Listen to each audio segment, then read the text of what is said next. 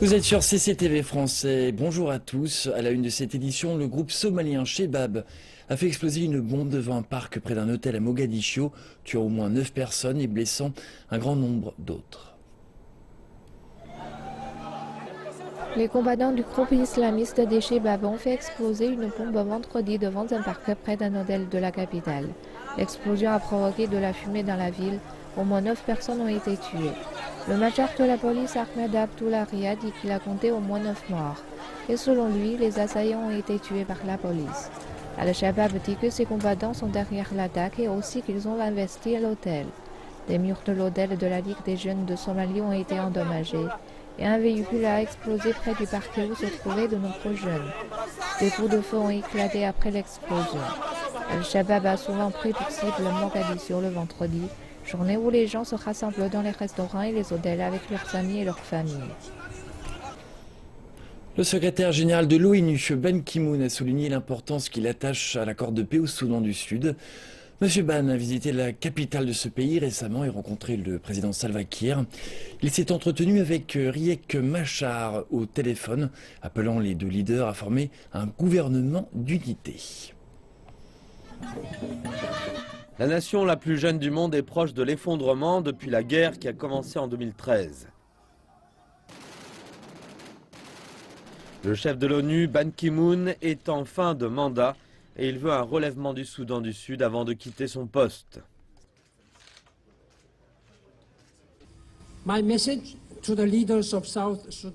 Mon message à ces dirigeants du Soudan du Sud est clair. Mettre la paix au-dessus de la politique et chercher le compromis. Dépasser les obstacles et établir un gouvernement de transition et d'unité nationale sans délai.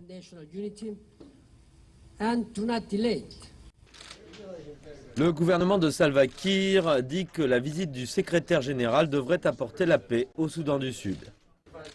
Le secrétaire général a aussi assuré son Excellence le président qu'il allait appeler Riek Machar à venir aussitôt que possible de façon à ce qu'un gouvernement de transition soit formé. Le Soudan du Sud est sous la surveillance de l'ONU et le secrétaire général de l'organisation a visité le pays 4 fois depuis son indépendance. C'est maintenant aux dirigeants de ce pays de faire un pas vers la paix. Le président nigérian Muhammadu Buhari s'est rendu au Moyen-Orient pour discuter d'une baisse de la production de pétrole brut par les pays membres de l'OPEP. Cette visite pourrait être la plus importante depuis que Buhari est devenu président du Nigeria l'année dernière. Cet accord devait se conclure par une réduction de la production qui favoriserait la remontée des cours du pétrole brut. C'est peut-être la visite la plus importante du président du premier producteur africain de pétrole. La première étape de sa tournée dans le Golfe est l'Arabie Saoudite qui joue un rôle important au sein de l'OPEP. Buhari espère convaincre l'Arabie Saoudite et le Qatar que geler la production de pétrole permettrait de stabiliser les prix mondiaux du pétrole brut. Toutefois, l'Arabie Saoudite a refusé de baisser sa production pour stimuler les prix du pétrole brut. Avançons juste qu'elle perdra des parts de marché si ses concurrents ne suivent pas cette même politique de réduction. Avant le départ du président Buhari du Nigeria, son gouvernement a fixé la production de pétrole à 2,2 millions de barils par jour.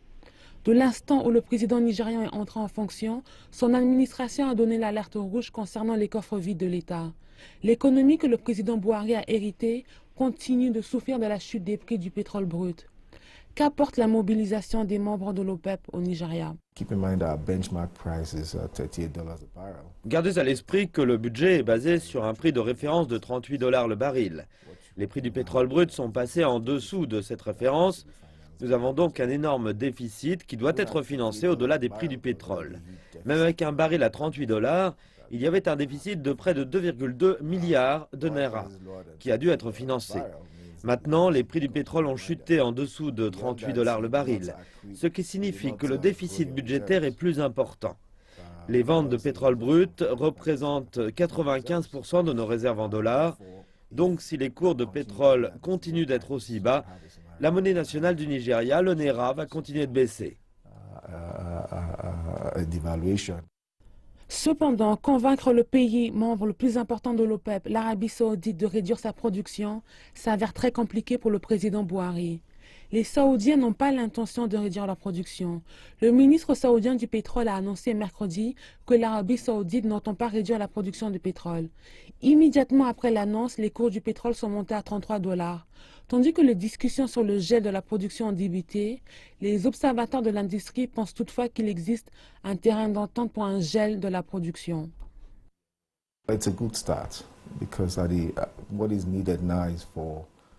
C'est un bon début. Ce que les pays de l'OPEP doivent faire, c'est de regarder leur production et prendre les mesures appropriées pour stabiliser les cours du pétrole. Ils souffrent tous de la chute des prix du pétrole, mais que l'Arabie saoudite, premier exportateur mondial, ait donné son accord de principe pour un gel de la production est un pas en avant. Les pays membres de l'OPEP représentent 40% de la production mondiale de pétrole brut et 73% des réserves pétrolières mondiales connues sont détenues par l'OPEP, faisant de ce bloc celui qui influence les prix mondiaux du pétrole. Bouhari pourrait terminer sa visite avec ou sans accord. Une autre opportunité s'offre toutefois à lui. Il s'agira d'utiliser sa stratégie de gel de la production au prochain sommet de l'OPEP, le mois prochain au Qatar. Et maintenant, le temps consacré aux marchés boursiers européens, américains et africains. Les bourses européennes ont terminé vendredi en nette hausse soutenue par la fermeté des prix du pétrole et un sursaut des cours des métaux dans des marchés toujours animés par la publication des résultats trimestriels. À Paris, l'indice CAC 40 a gagné 1,56%, terminant la semaine sur une hausse hebdomadaire de 2,17%. À Francfort, le DAX a progressé de 1,95%. Et à Londres, le FTSE a pris 1,38%. Wall Street a terminé la séance de vendredi sur une note étroitement irrégulière, soutenue d'un côté par une statistique de croissance qui s'est révélée être meilleure que prévu, mais affectée de l'autre par un souci devenu constant chez les traders, à savoir l'évolution des taux d'intérêt américains. L'indice Dow Jones a perdu 0,34%, le S&P 500 a cédé 0,19%, le Nasdaq Composite a gagné 0,18%. Et maintenant, le temps consacré aux bourses des pays africains. L'indice Jitopi de l'Afrique du Sud a gagné 2,61%. L'indice Massi du Maroc a cédé 0,8% et l'indice Ceto de la Tunisie a progressé de 0,36%. Et nous enchaînons avec les taux de change, les prix du pétrole et ceux des métaux précieux.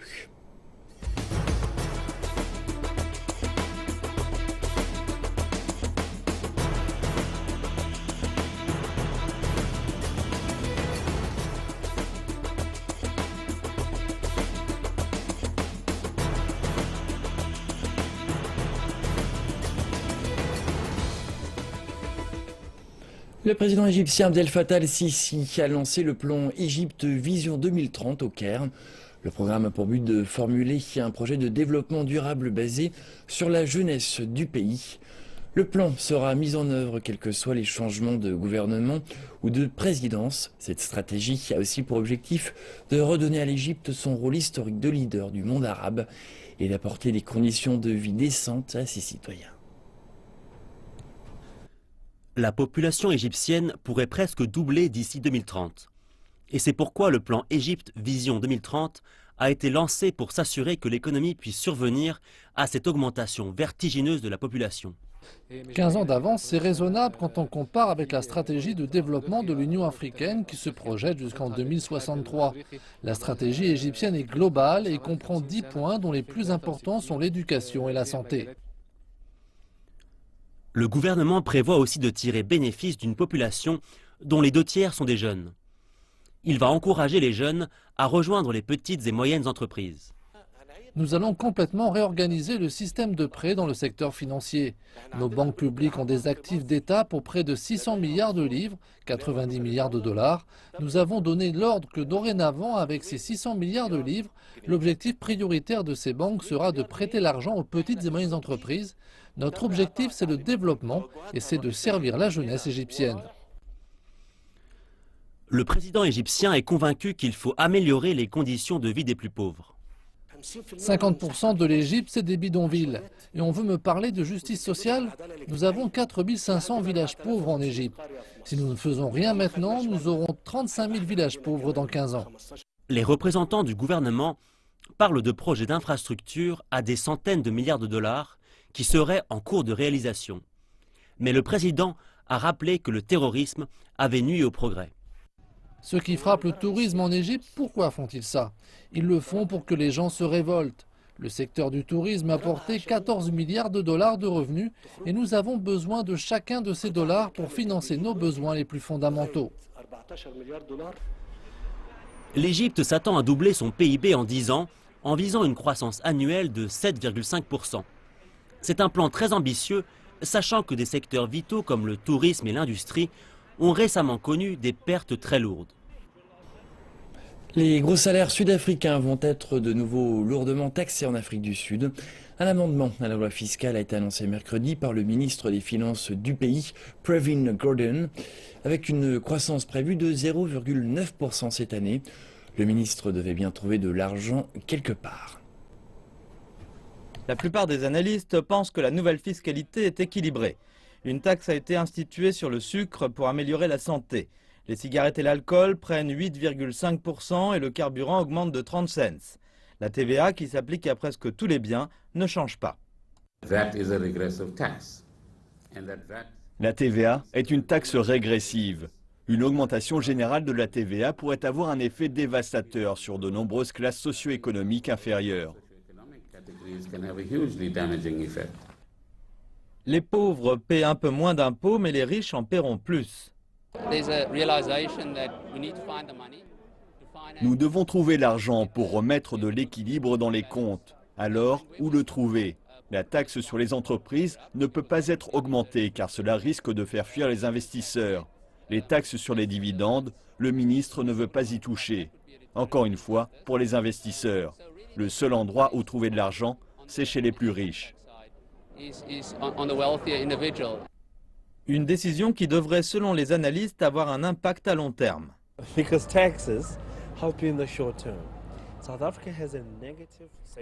Les impôts aident à court terme. L'Afrique du Sud a un taux d'épargne négatif.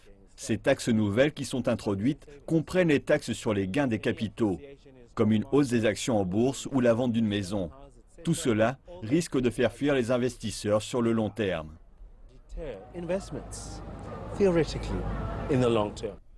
Le ministre a aussi prévenu les éventuels fraudeurs. Le nouveau système mis en place par les pays du G20 et de l'OCDE met en place un partage des informations fiscales et prendra effet l'an prochain. Les multinationales et les particuliers riches auront peu d'endroits où se cacher. Les organisations représentant les pauvres saluent les nouvelles mesures et profitent de l'occasion pour faire un peu d'humour. Nous n'avons pas de problème, nous n'avons rien caché nulle part. Je pense que les criminels de l'ANC sont ceux qui doivent profiter de l'amnistie fiscale et déclarer leurs comptes offshore et l'argent qu'ils ont reçu en cash. L'Union africaine a lancé les négociations mercredi dernier à Addis Abeba en vue d'établir une zone de libre-échange en Afrique. La réunion vise à élaborer un accord commercial mutuellement bénéfique pour les États membres impliqués dans le processus. Cet accord repose sur l'intégration des marchés africains, mais aussi la stimulation d'au moins 15 à 30% des échanges au sein de la région au cours de la prochaine décennie. 26 pays ont déjà envisagé d'adopter le pacte. L'UA vise à établir une zone de libre-échange qui sera opérationnelle à partir de 2017. Les chefs d'État et de gouvernement de l'UA ont lancé en juin 2015 les négociations en vue d'établir une zone de libre-échange continentale. La réunion à Addis Abeba se termine vendredi. Cela est très important pour l'Afrique, c'est du travail sérieux. Les négociateurs en chef du pays impliqués sont allés à Addis pour négocier la zone de libre-échange continentale. Ils vont donc adopter le règlement intérieur, les principes directeurs ainsi que la feuille de route pour les négociations. C'est un grand moment. On aura des obstacles à surmonter, mais nous réussirons. Bon de nombre de choses ont été réalisées sur le plan de l'adoption des documents clés lors du sommet des chefs d'État en juin dernier à Johannesburg. Et donc cette semaine à Addis, nous nous rencontrons pour une première session du forum de négociation de la zone et mettre en œuvre le programme qui s'est terminé par l'adoption de ces documents.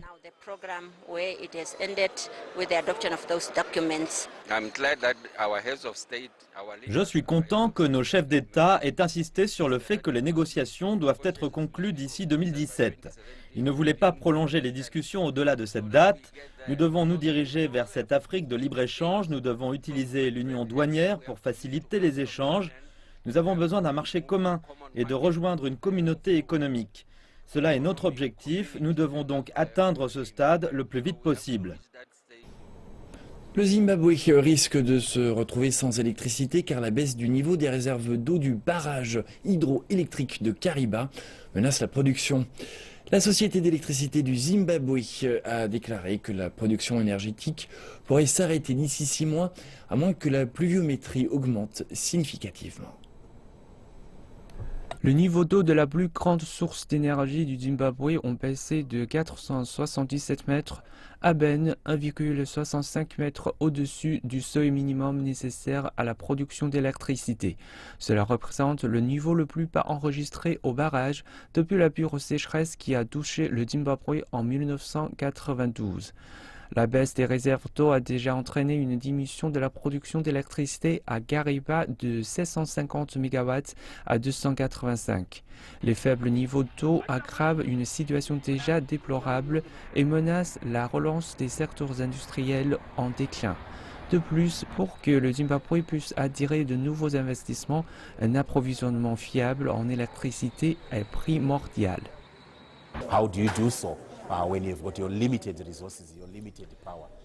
Que faites-vous quand vous avez un apport limité en énergie?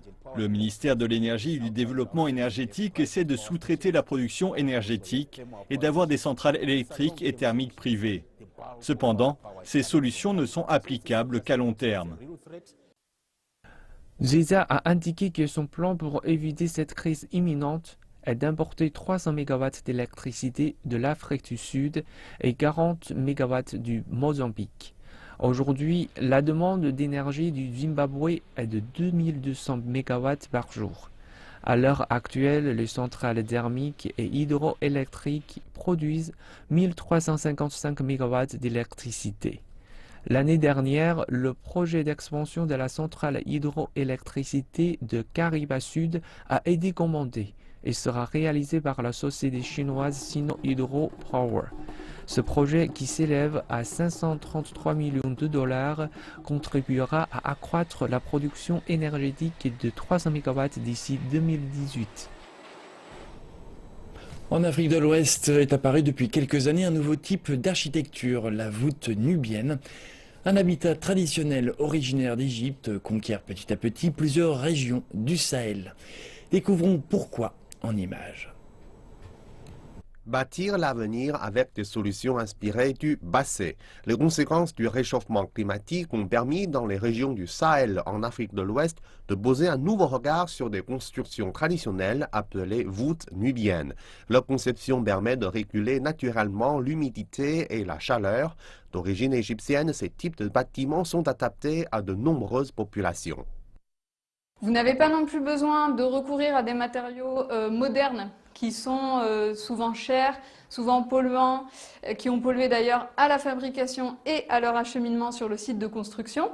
Donc avec la voûte nubienne, vous pouvez construire avec les ressources que vous avez sur place. Vous vous permettez donc de préserver l'environnement. En quelque sorte, vous jouez donc sur à la fois l'atténuation au changement climatique et à l'adaptation à ces changements climatiques, puisque vous vous trouvez donc dans un bâtiment adapté au contexte local, donc au climat sahélien. La simplicité et la rapidité de leur construction ainsi que le faible coût des matériaux et du travail convainquent les populations. Et cerise sur le gâteau, ces maisons sont confortables. Avant, notre maison était faite d'un toit en tôle et quand il faisait chaud, on ne pouvait rentrer dedans.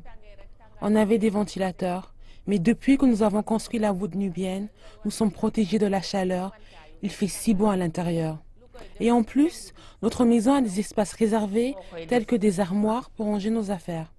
Au début, je doutais un peu, mais après, quand j'ai réfléchi et j'ai regardé l'originalité du travail et que tout est fait à partir d'ici, bon, je me suis dit, on va se lancer à ça. Sur le côté économique, c'est plus rentable que de construire en ciment.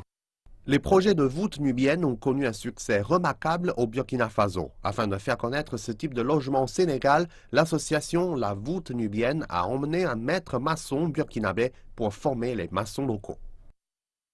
Sur mon chantier, moi j'ai employé 10 apprentis sénégalais, des maçons locaux. Et je les apprends à la technique voûte nubienne. Donc actuellement je peux dire qu'il y a un qui est classé, qui est qualifié, quoi. C'est un classe 4, et puis il y a un classe 3, et puis un classe 2. Donc je pense qu'avec les classes 3, classe 2...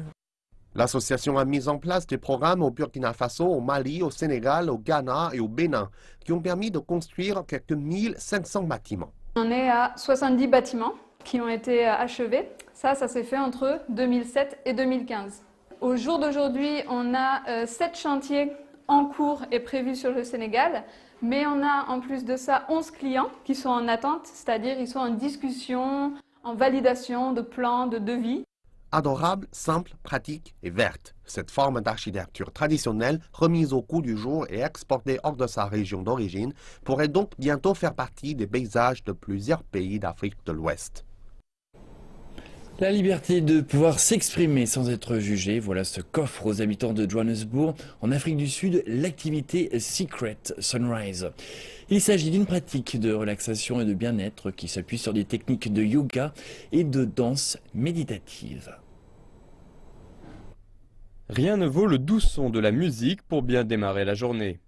Secret Sunrise est une combinaison de yoga et de danse méditative. Il s'agit d'une nouvelle tendance urbaine où près de 300 personnes dansent en silence. Elle est destinée à ceux qui ont besoin d'une pause dans leur vie stressante à Johannesburg.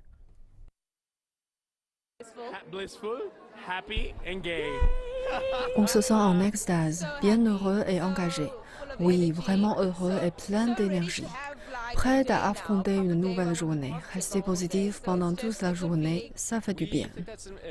Nous pensons qu'il est important d'avoir du plaisir, de le faire de manière sobre et de créer des espaces où on peut se sentir soi-même, s'exprimer, d'être un peu ridicule et puéril, mais au fond de se connecter avec les gens autour de vous. Nous vivons dans de petites boîtes et nous essayons de briser ces boîtes. C'est agréable de se relier avec tout le monde et tout simplement de s'ouvrir davantage. On ne se sent pas jugé ici et c'est très appréciable. Au cours de l'heure que dure la session, les participants rampent sur le sol, forment des lignes ou même des cercles. L'utilisation de casques Bluetooth octroie une grande liberté de mouvement et permet aux participants d'éliminer le stress de la journée. Le fait d'avoir recours à des casques permet de créer un espace réellement sans danger. Vous ne ressentez pas l'envie de discuter avec tout le monde et vous pouvez véritablement vous connecter avec vous-même et avec les autres d'une manière non verbale. Dans une ville trépidante telle que Johannesburg, c'est une excellente manière de démarrer la journée ou prendre son temps. Je suis là pour chaque secret sans risque, car comment dire, c'est ce qui est. C'est un sentiment qui vous prend, vous faites ce que vous devez faire, vous vous laissez aller et vous vous laissez emporter. Et c'est la fin de cette édition. Merci de votre attention. Je vous retrouve tout à l'heure pour le prochain journal.